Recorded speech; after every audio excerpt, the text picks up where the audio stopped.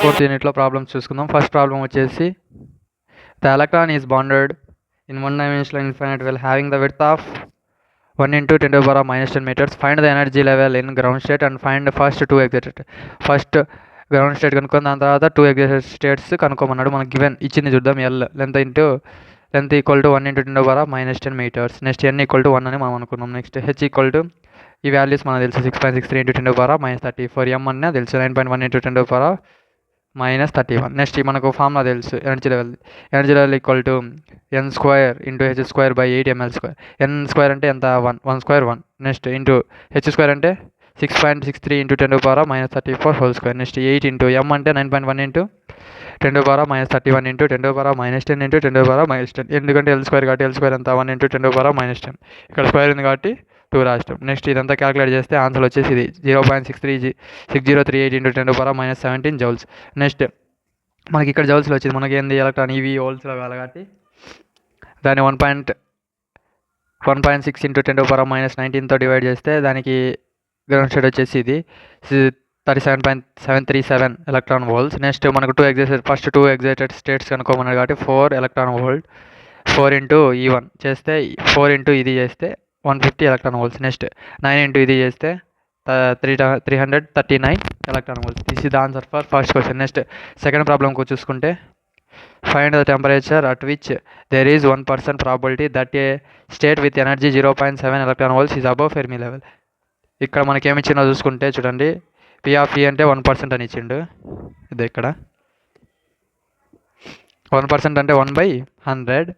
1/100 అంటే ఎంత 0.01. ఇప్పుడు 2 zeros ఉన్నాయి కాబట్టి 1కు ముందు 2 zeros పెట్టాలి అంతే. నెక్స్ట్ వచ్చేసి ఇక్కడ చూసుకుంటే మనకు ఈ ఫార్ములా ప్రకారం ఇది F(E) కనుక్కోవాలి కాబట్టి E - EF కావాలి. ఇప్పుడు E equal to EF plus 0.5 electron volts. మనకేం కావాలి ఇది కదా E - EF అంటే ఈ ప్లస్ EFని ఇటు సైడ్ పంపిస్తే -EF అయింది. Equal to 0.5 electron volts. ఇది వచ్చేసి దీంతో సబ్స్టిట్యూట్ చేసినాం అనుకో ఇది formula F(E) equal to 1/1 plus E power E - EF/kBT. Next ఇక్కడ చూసుకుంటే 0.01 equal to 1/1 plus E power 0.5/kBT.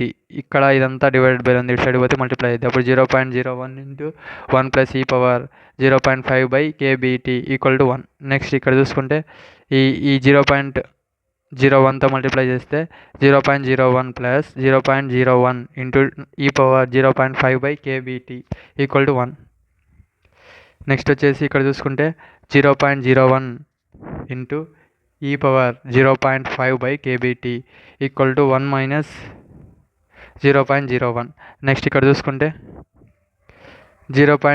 E power 0.5/kBT ఇటు సైడ్ నుంచి ఈ 0.01 అనేది ఇటు సైడ్ పైన ఉంది, ఇటు సైడ్కి వస్తే కిందికి వస్తుంది. అలానే కాకుండా ఇటు సైడ్ మల్టిప్లై చేస్తుంది, ఇటు సైడ్కి వస్తే డివైడెడ్ బై అవుతుంది. ఇక్కడ 0.01 1లో నుంచి పోతే అప్పుడు ఎంత వస్తుంది 0.99/0.01 ఈక్వల్ టు 99. అంటే దీన్ని చేస్తే ఈ 0.99ని బై 0.01ని చేస్తే మనకి ఎంత వస్తుంది వాల్యూ 99 వస్తుంది.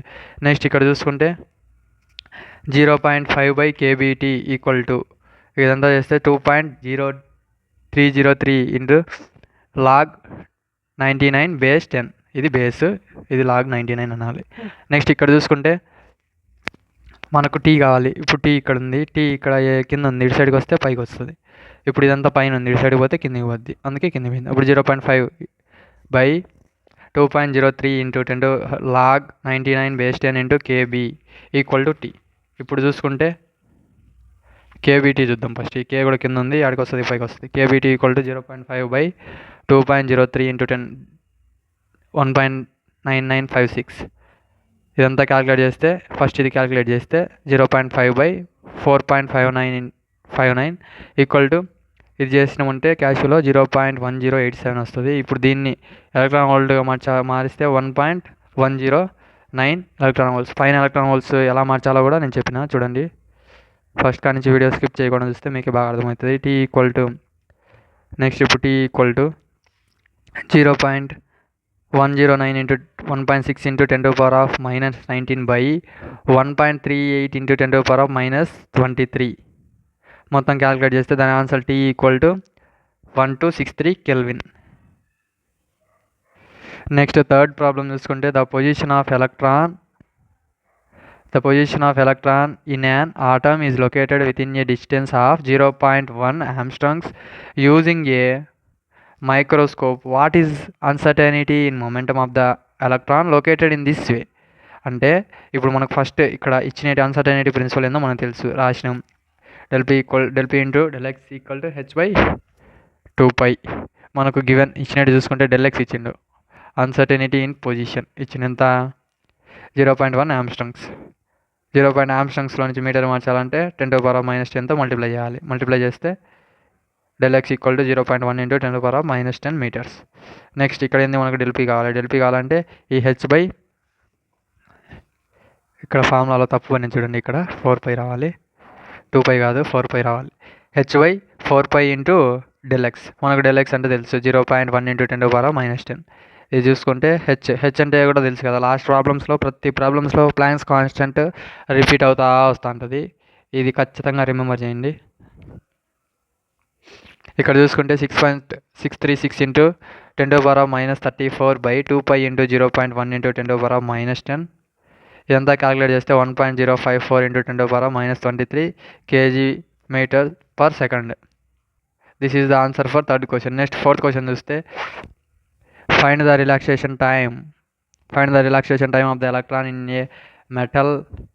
Resistivity is 1.54 into 10⁻⁻8 ohm meter. If metal is 5.8 into 10⁻28 conduction electron per meter square. Next ఇప్పుడు గివెన్ ఇచ్చినట్టు చూసుకుంటే m ఈక్వల్ టు ఎంత ఇచ్చిండు, 9.1 into 10⁻34 kg. ఇచ్చిన ఇవ్వకుండా మనకు తెలుసు మాస్ అంటే ఎంత. నెక్స్ట్ ఎలక్ట్రాన్ కూడా తెలుసు 1.6 into 10⁻19 కూలం. నెక్స్ట్ వచ్చేసి రెసిస్టివిటీ వచ్చేసి 1.54 into 10⁻8 ohm meter. నెక్స్ట్ వచ్చేసి n equal to 5.8 into 10⁻28 n అనేది వాడేసిండు. నెక్స్ట్ చూసుకుంటే ఈక్వల్ టు m/ne² టౌ. మనకేంది టౌ చూద్దాం ఫస్ట్. టౌ కావాలంటే m/ne². ఇప్పుడు m సబ్స్టిట్యూట్ చేస్తే 9.1 into 10⁻34/8. 5.8 into 10⁻28 into 1.6 into 10⁻19 into 1.6 into 10⁻19, ఇక్కడ 19 వాడాలి, ఇంటూ 1.54 into 10⁻8. ఇది టౌ వాల్యూ. ఇప్పుడు టౌ చూసుకుంటే T equal to 3.97 into 10⁻14 seconds. This is the answer for fourth question. This is the problems for fourth unit. Fourth unitలో ఈ problems ఉంటాయి. ఈ ప్రాబ్లమ్స్లో కన్ఫామ్గా ఒక ప్రాబ్లం వస్తుంది, సేమ్ ఇదే మోడల్లో ఉంటుంది, బట్ వాల్యూస్ అనేవి వేరీ ఉంటాయి. Thank you.